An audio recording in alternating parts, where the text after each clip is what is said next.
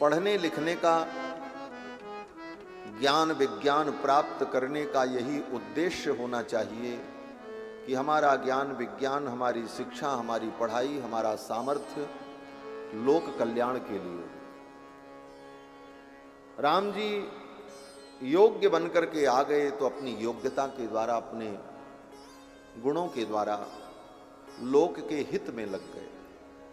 सर्वे वेद विदः सूराः सर्वे लोक हिते रताः,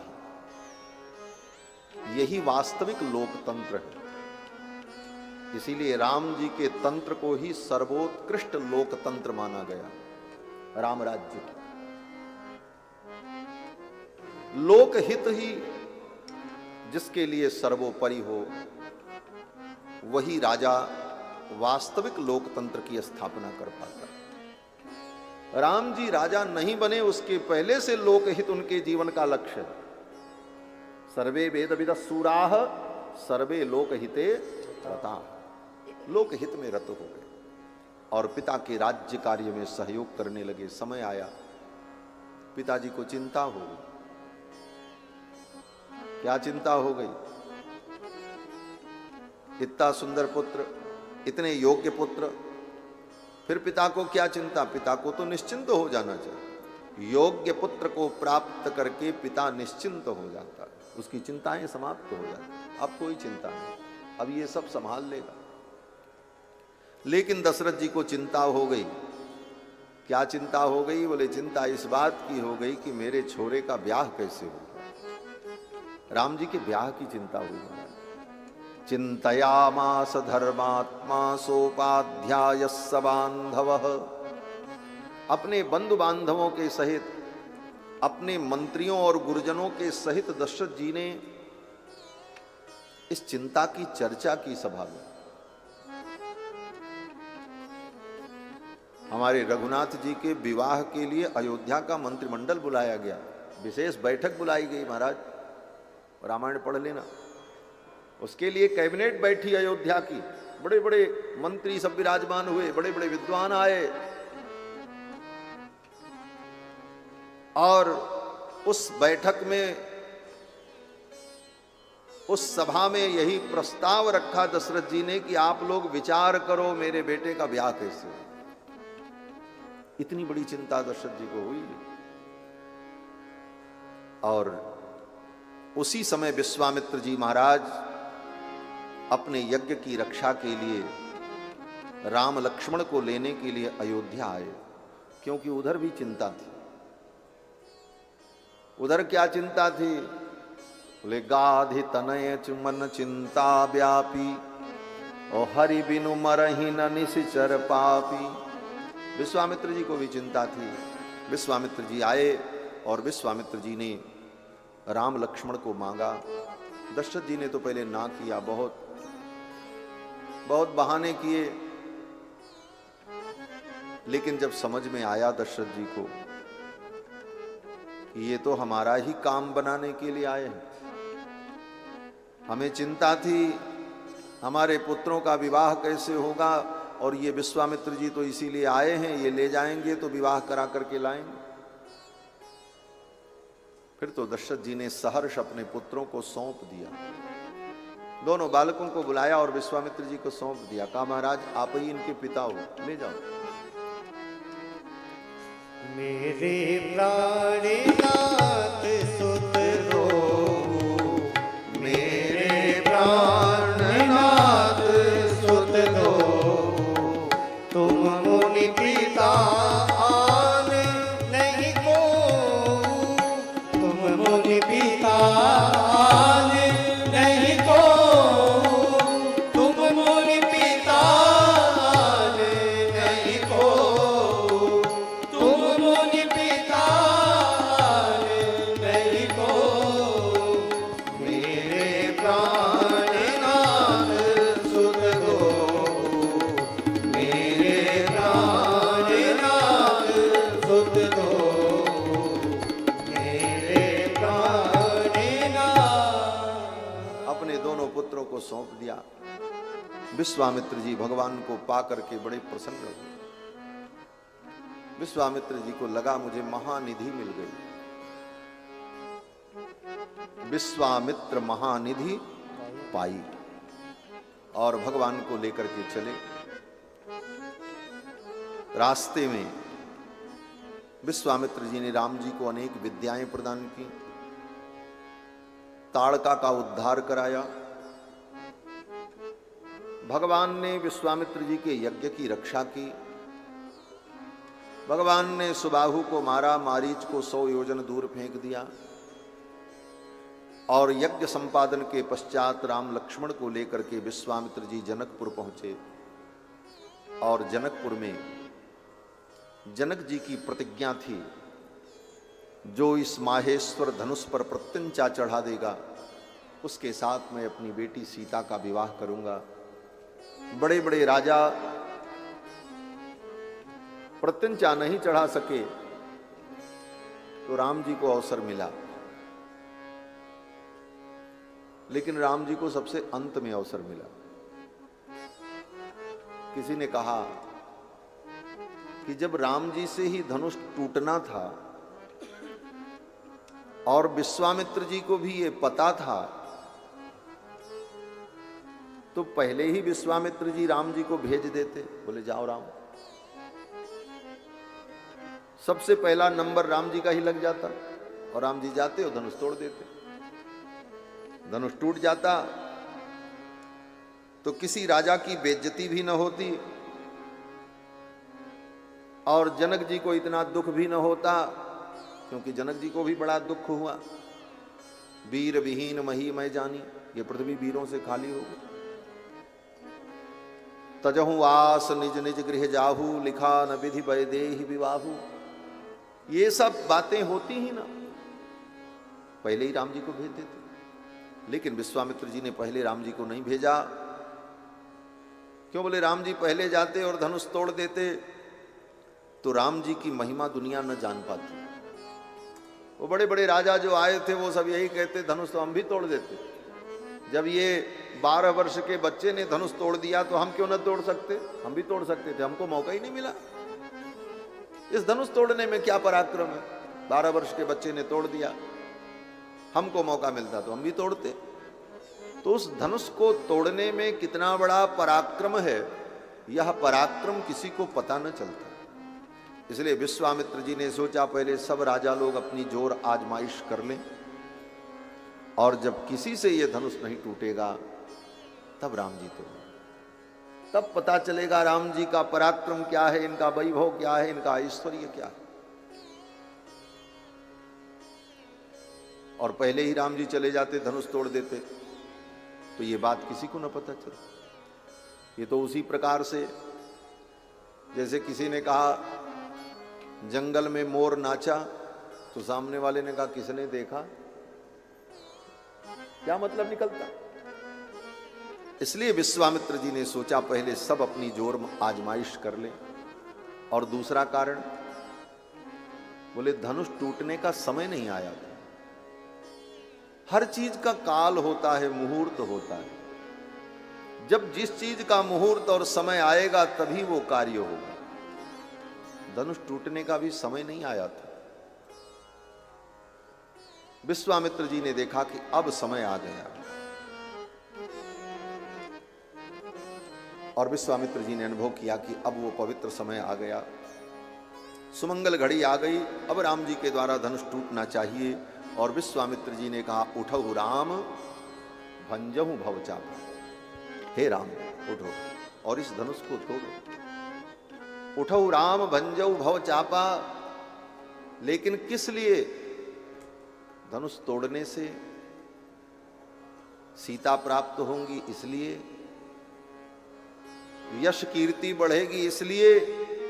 जनक जी कहते हैं ये सब, वो विश्वामित्र जी कहते हैं ये सब तो ठीक है, लेकिन राम तुम्हारे धनुष तोड़ने का एक ही उद्देश्य होना चाहिए।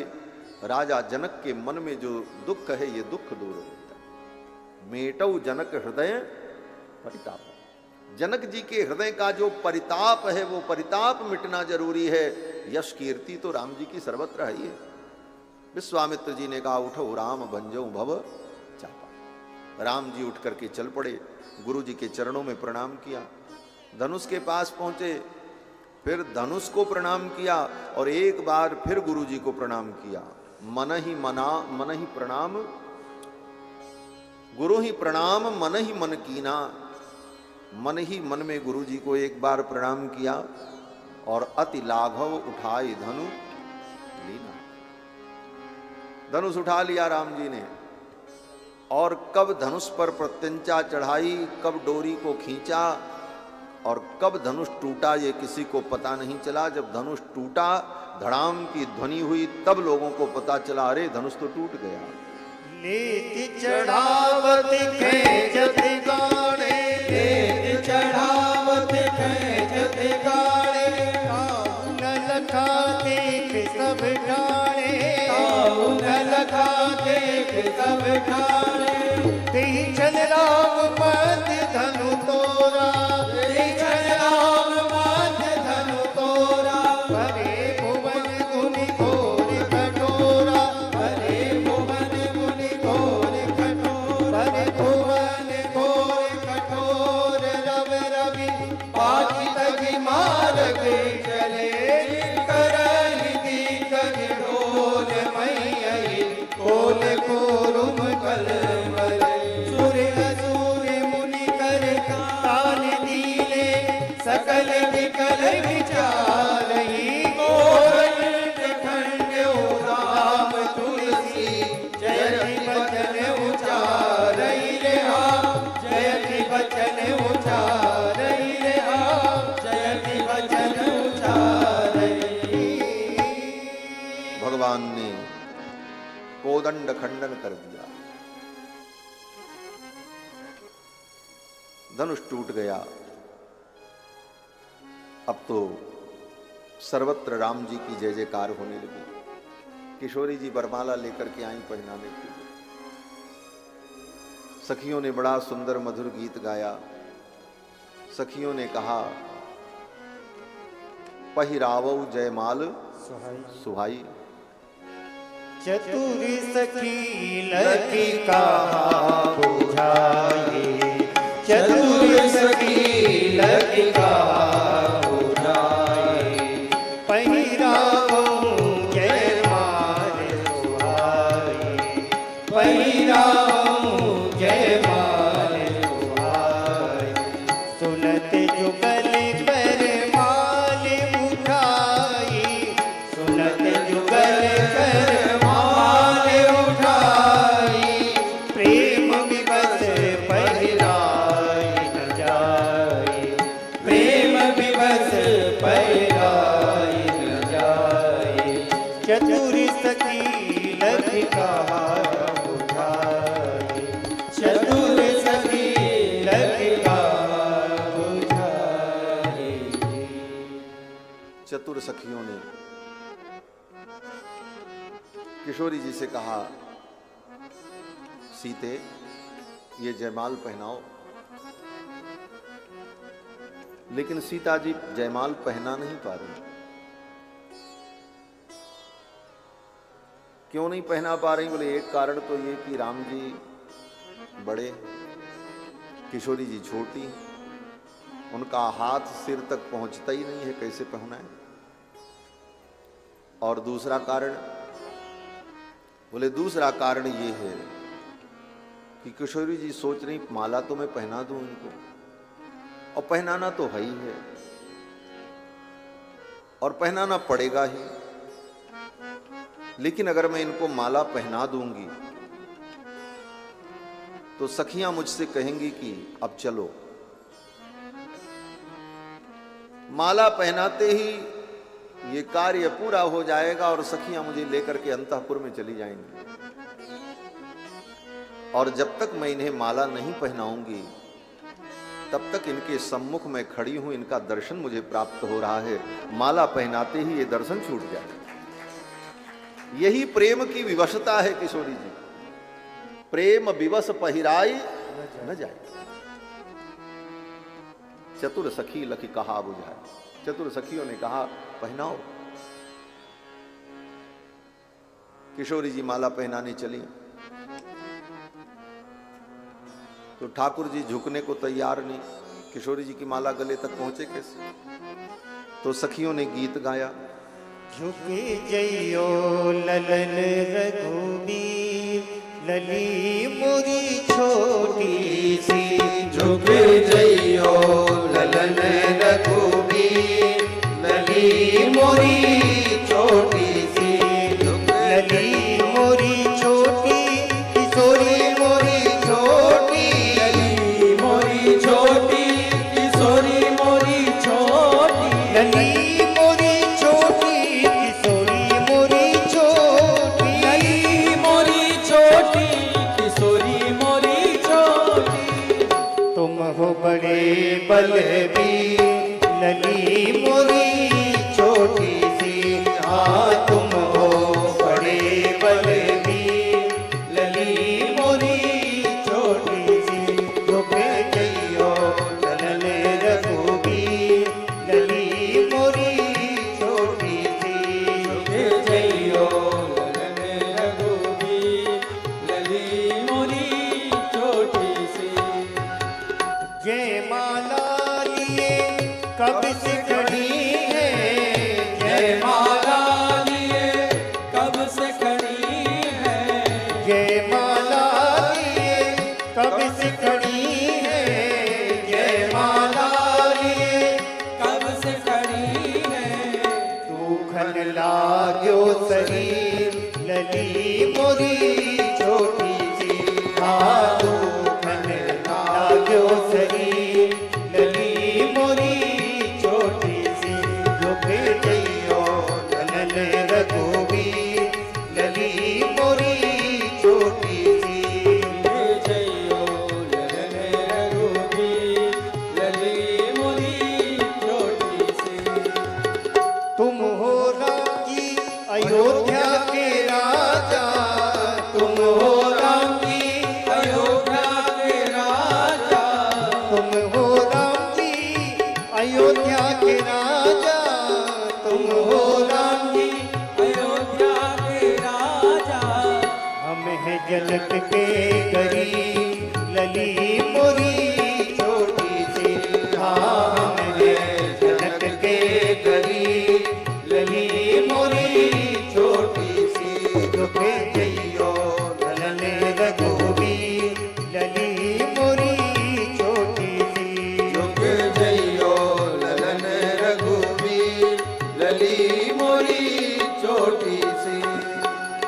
सुनियो विनय दशरथ के लाला। सुनियो विनय रथ के लाला। पहिरो आज विजय जय माला।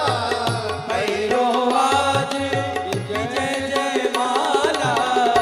हम गावे मंगल गीत, लली मोरी छोटी सी। हम गावे मंगल गीत, लली मोरी छोटी सी। झुक जइयो ललन रघुबीर, लली मोरी छोटी सी। झुक जइयो ललन रघुबीर, लली मोरी छोटी सी। ब्याह पूछा है सुमंगल गावे। ब्याह पूछा है सुमंगल गावे। नगरवासी लोचन सुख पावे।